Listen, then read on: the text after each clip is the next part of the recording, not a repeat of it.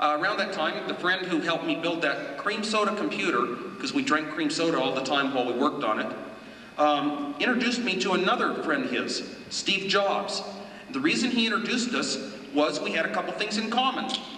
We had gone to the same high school, although we didn't know each other, and we had electronics and pranks. Well, one of the first things, Steve and I just talked about all sorts of electronic issues and counters and where you could get LED displays and drivers and all this, so we were heavily into electronics, fun for ourselves, nothing, official or serious. One day I picked up a magazine and I started reading a story about phone phreaks and blue boxes. A blue box, in theory, this was a fiction article. It was labeled fiction. But a blue box was a little device that put special tones into anybody's phone, and those tones would start making the entire phone circuitry of the entire phone system of the world connect you anywhere you wanted, on any paths you wanted, and go around the world as many times as you wanted. And somehow it was the most amazing fiction I'd ever read. And the heart of this fiction was an engineer named Captain Crunch. And supposedly, if you read this thing, he drove around the country in his VW van, packed with racks of electronics equipment because he was the brightest telephone engineer that ever existed. And he would clamp into payphones out in some lonely Utah desert, Colorado desert. And he would start setting up networks with 20 different phone phreaks, all talking to each other, sharing information, passing codes, and connected all over the world.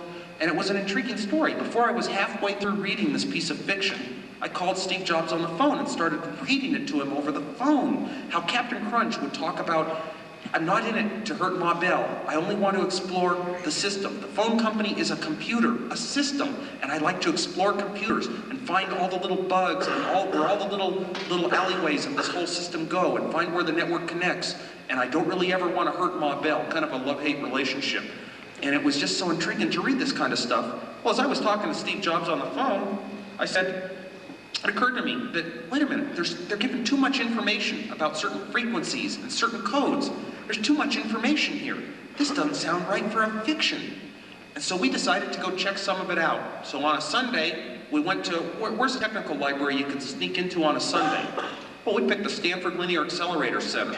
No question, you go to any of these places, in the high research, the very pure theoretical research type places, and boy, I'll tell you, there's no such thing as a closed door or a locked door, so we always found our way in. And we'd go up to the library and read all the computer magazines every week, and we found a book on the telephone system, and it had the same frequencies that were mentioned in this article that was called fiction.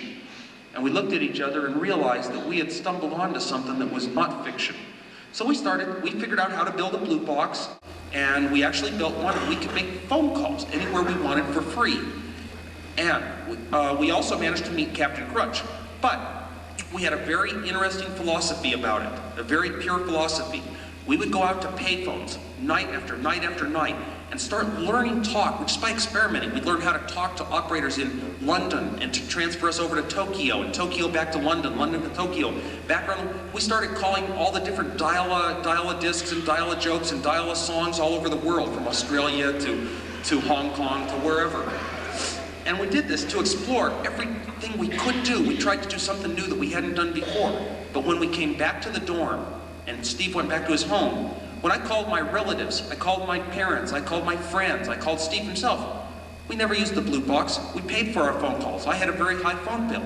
The idea was the blue box was an incredible tool to explore a world of fantasy and imagination, but not to rip off the phone company. Also, you're a little afraid to make calls on your own phone and get caught.